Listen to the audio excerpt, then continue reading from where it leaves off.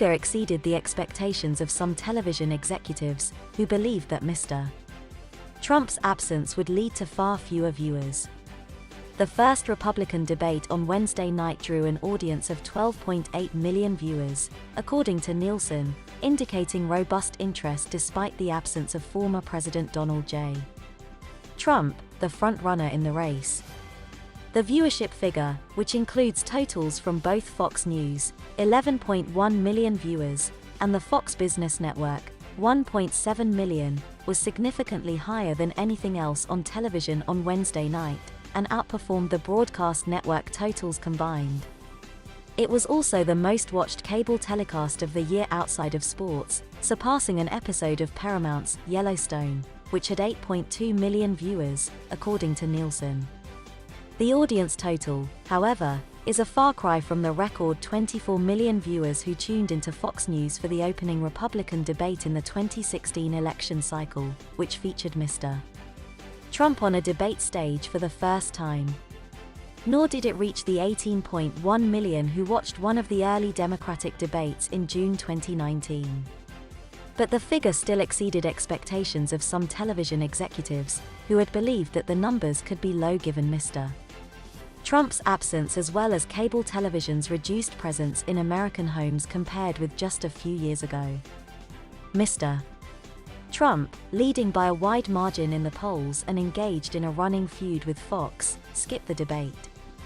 Instead, he appeared for an interview with Tucker Carlson, the former primetime star, who was ousted by Fox News this year, on X, the platform formerly known as Twitter. The interview was posted shortly before the debate began on Wednesday evening. Mr. Trump declared his X interview at Blockbuster on Thursday morning. It is not clear, however, how many people watched the interview. Anytime users on X scroll past a post with the video in their feed, it counts as a view, one of the few metrics the social network makes public, whether they watched the video or not. Nielsen's television ratings more rigorously track the number of people who watched a program. The Fox News debate featured 8 candidates, who often sparred aggressively with one another. They were Ron DeSantis, Mike Pence, Vivek Ramaswamy, Nikki Haley, Chris Christie, Tim Scott, Asa Hutchinson, and Doug Bergen.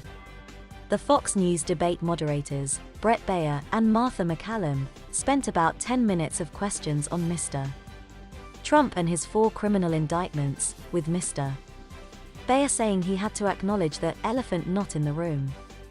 The next Republican debate will be on September 27 on Fox Business.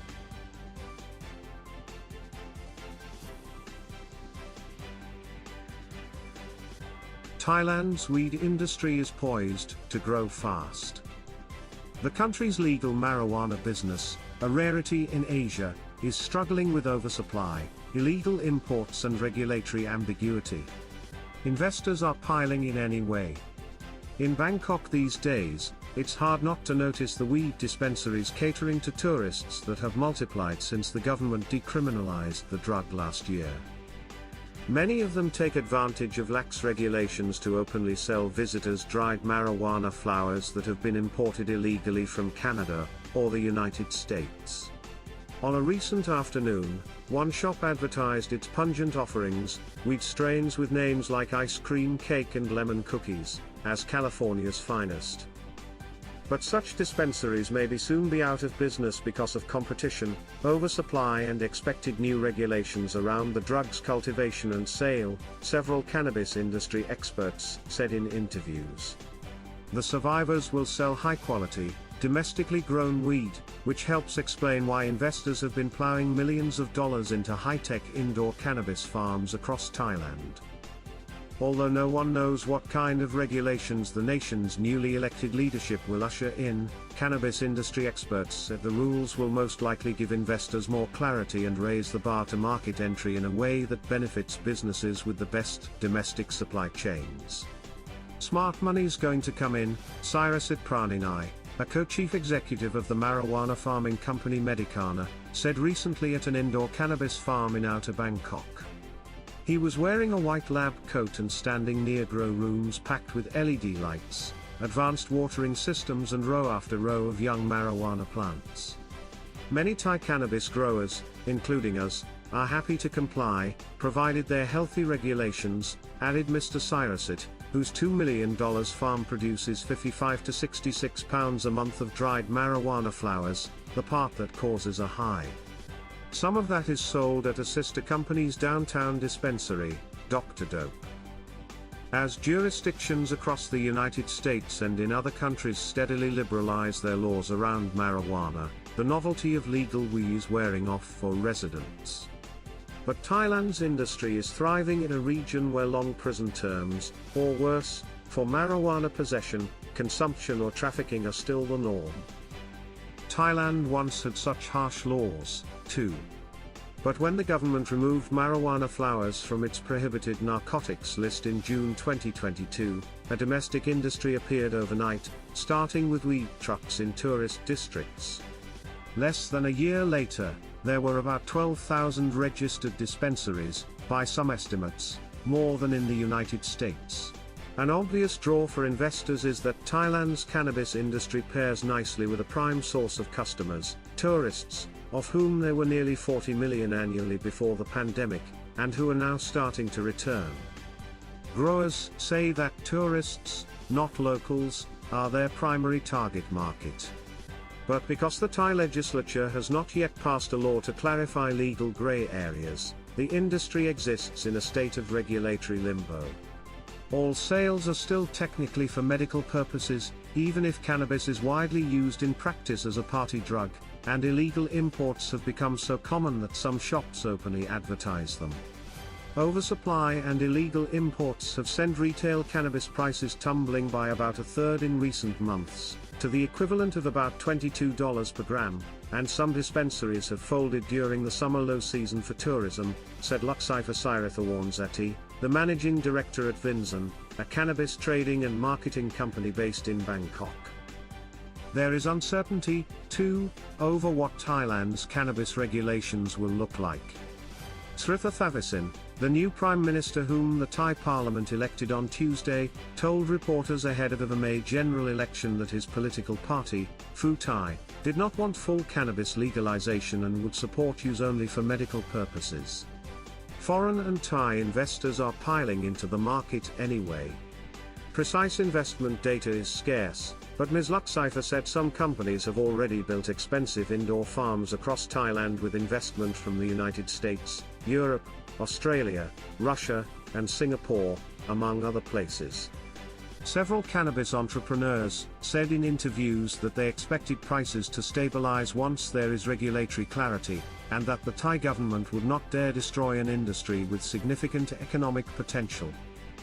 People now see clearly that you're not going to put Pandora back in the box, said James Porter, the chief executive at Siam Green, a dispensary that has raised around $1 million from investors in Bangladesh, India, Thailand and the United States. This trade is not surprising because the Dallas Cowboys are a really well-run organization. And I know because Jerry's has the funny quotes and because they are in a 28-year drought of not making the conference championship game, and we look at it, oh, they wanted to draft Johnny Manziel, and Jerry gets in the draft. Look at this team over the last half decade. Look at this team since they gave Zeke that contract extension. What's their worst move? What have they done poorly? And taking a player who was a consensus first-round pick, who ended up going number 3, and getting him for what will end up being about the 120th pick of the draft, with 2 years of control to be able to have him in your building to see what he can become, is good business. And the Dallas Cowboys, the playoff failures notwithstanding, they do good business. Listen, I am not a big Cowboys fan.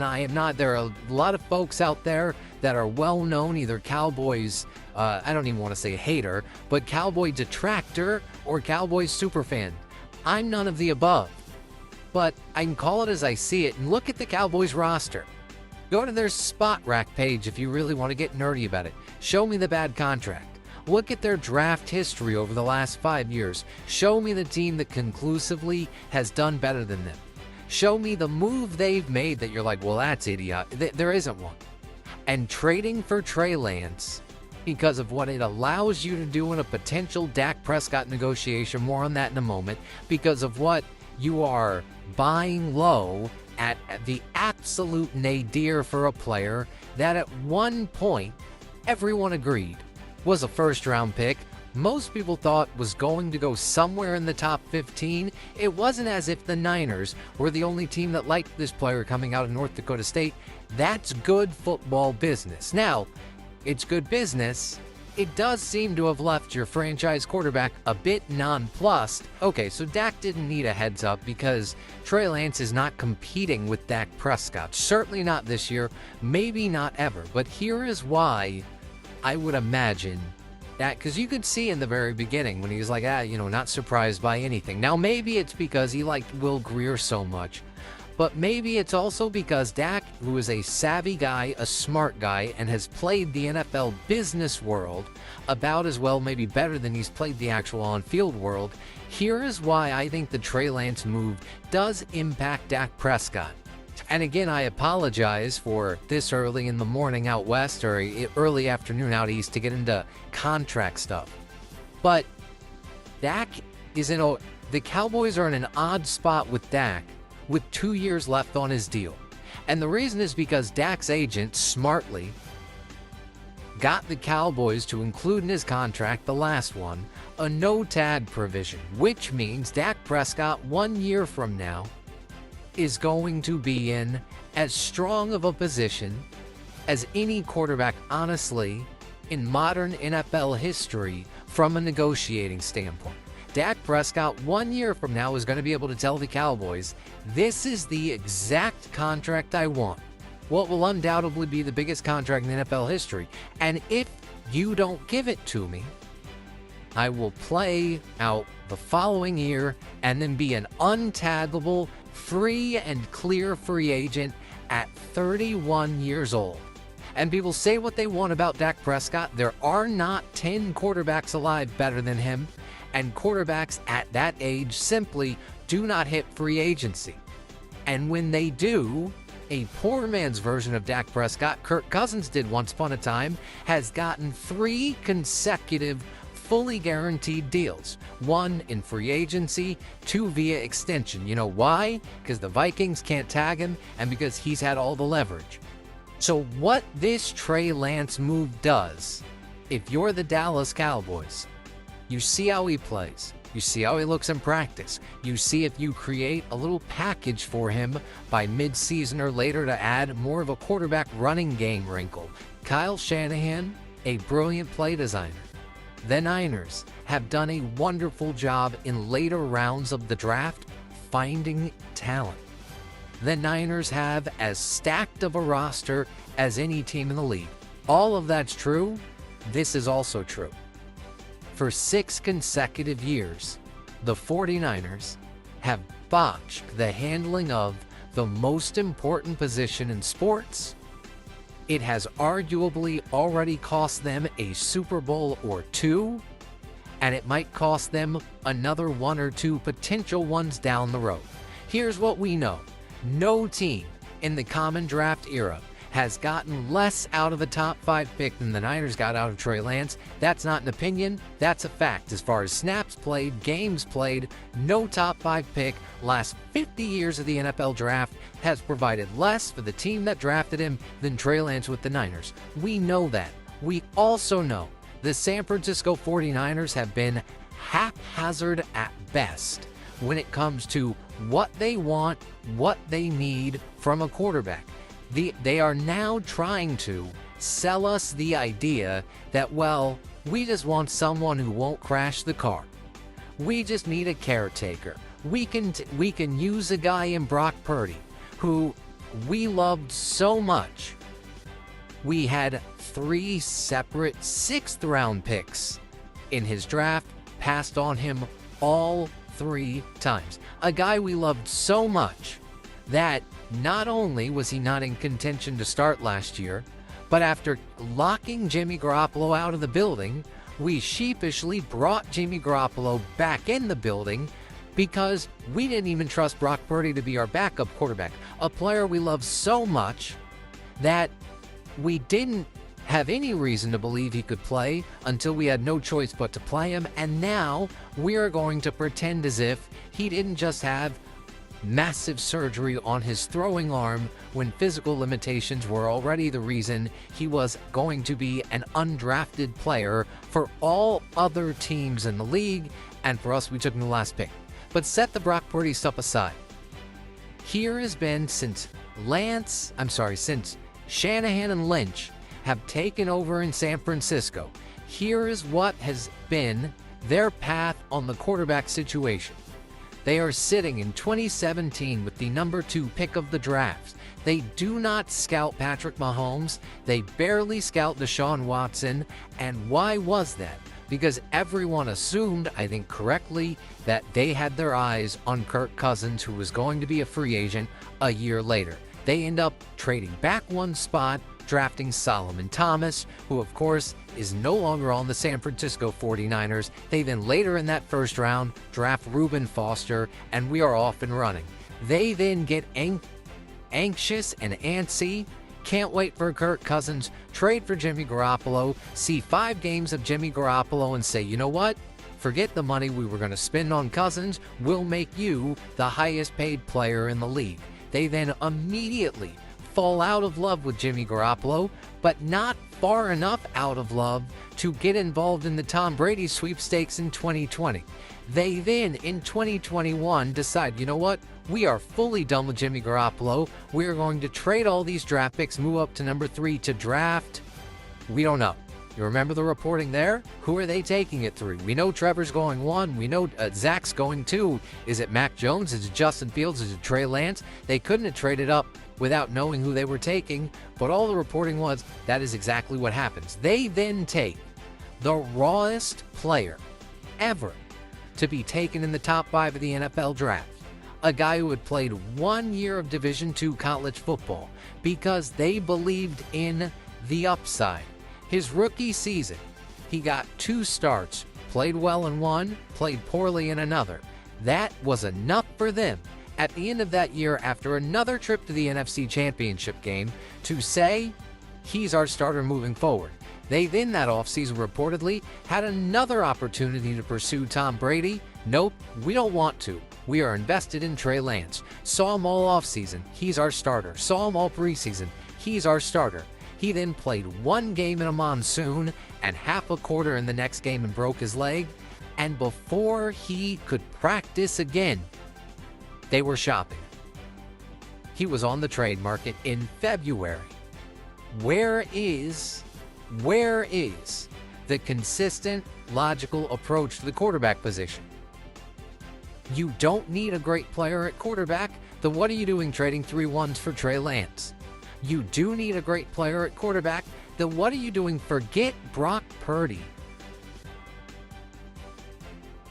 Here are the top 5 biggest things to happen in tech this past week. From AI helping a quadriplegic man move again, to, well, smart glasses that can help you with your dating life, but also to acing that technical interview. Let's get into it. Oh, before we do, hit that subscribe, give this video a like, and leave any video suggestions in the comment. Okay, now let's get into it.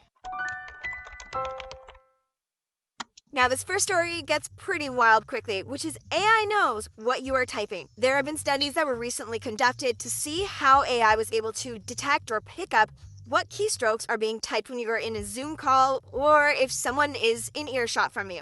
In this paper, it states that with Zoom audio to go on, an AI can decode keystroke sounds with a startling 93% accuracy. And it's able to pick up exactly what you are typing. Now, I'm sure the inevitable is going to occur with this potential risk and danger. Yes, there's pros to it, but also too, let's face it, there's a lot of cons, especially when it comes to cybersecurity. One example they share in this article is really how this could be used. For example, you are in an airport typing in your password, and there is a hacker sitting close to you with a microphone, captures that audio from your keystrokes, the rest is history. And this might sound so far-fetched, like we are in this cyber movie and this isn't going to happen, but it's already happening today. This is where we are at, and cybersecurity implications are going to be huge with this. And they actually tested this out. The researchers pressed 36 keys on the MacBook Pro, a total of 25 times each, recording the keystrokes on 2 different mediums, a nearby iPhone microphone and Zoom audio. And the accuracies of picking up these keystrokes were between 95 and 93%. Now, this next story, it hits close to home as a developer, which is Stack Overflow has seen a massive decline in users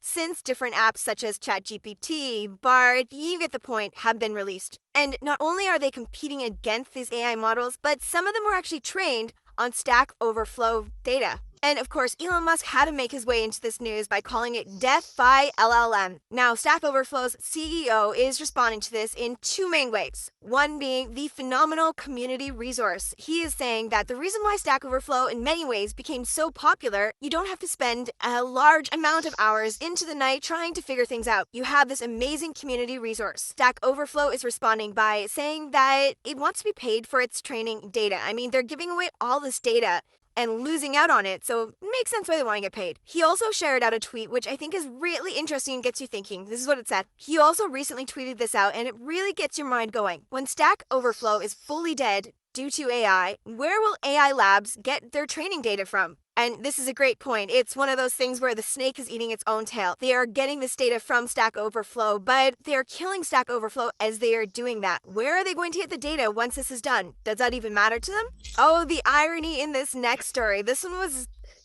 It's too good. It's too good. As someone who works from home remote and is a huge remote fan, I had to include this one. Zoom wants its employees to return back to office. Very ironic considering they make their money on individuals working remotely. Now, here's what they had to say about it. We believe that a structured hybrid approach, meaning employees that live near office, need to be on site at least 2 days a week to interact with their teams. Now, although this is very ironic considering what their technology is all about, they are one of the last big companies, or well, there's still a few hanging in there, but most big companies nowadays are going back to this hybrid approach, which, by the way, is terrifying as someone who likes to work from home. This next story, I shared it in short form on social media, but I had to include it in this week. It's mind-blowing. We talk a lot about AI on here, and sometimes it gets more into the negatives of AI and what that is. And I always try and keep it positive. And this story here with AI is one of those really positive use cases of how it can change the world and people's lives. This story here, AI helps quadriplegic man move and feel again. So what surgeons were able to do is implant a chip into this individual's brain. And let me read for you exactly what they did. Surgeons implanted microchips into Thomas's, the quadriplegic, brain in the regions that control movement and touch sensation in the hand. The chip interfaces with AI algorithms that relink his brain to his body and spinal cord. Through this, they are able to interpret Thomas's thoughts and translate them into actions. Now, this is wild and such a great use case of how we can help people with this technology with AI. And now you can see Thomas is able to move his arm when he starts thinking about it and signaling it from his brain. This was impossible before he had this surgery. It was very successful and it's getting a lot of media attention, rightfully so. Now, one of the lead researchers on this project, here's what they had to say. This is a game changer. Our goal is to one day give people with paralysis the ability to live fuller, independent lives. You can think of maybe you have a friend, family member, acquaintance who has been impacted with something like this, being able to have more independent, function more independently through this technology. I think it's really just at the cusp of what is possible. Now, this next one is for anyone who's in the dating scene or needs a little help maybe with dating. Stanford students created some glasses, smart glasses, that can display the output of OpenAI's GPT-4. This is something that I kind of wish I had during my technical interviews, especially when we get into really specific algorithms, being able to see the solution on my glasses and they can't tell that I have the solution. Where do I order a pair? The device is called Riz GPT, and this is how it works. It listens to your conversations and it tells you exactly what to say next. So you can see on screen, when you are having a conversation, text will be generated in real time for you. So here, let me share with you this tweet of an example of what is possible with these glasses. Now, this is able to work this way because OpenAI's speech recognition software, Whisper, allows the glasses to feed speech directly to the chatbot, which can generate answers in a matter of seconds, really. Now, there still is, when I was watching videos, a little bit of pause. Even 1 or 2 seconds in a conversation can feel like a lot, but we are definitely on our way to making these an everyday product, which has the potential to really impact a lot of areas, from your dating life, your job interview. That's why I keep on coming back to the job interview would be the biggest thing. How you do negotiations, having all that information right in front of you in real time. The possibilities are really endless. What do you think, though? Do you think something like this product, these glasses, should be allowed for the public to access? Or is it giving us too much information at our fingertips that will impact, really, if we put in the effort into learning or using our own minds? All right, those are the top 5 biggest things to happen in tech this past week. Tech is moving so quickly, so I try and keep these updates for you to stay informed in a fun and engaging way that you don't have to spend all your time reading in depth about all these articles.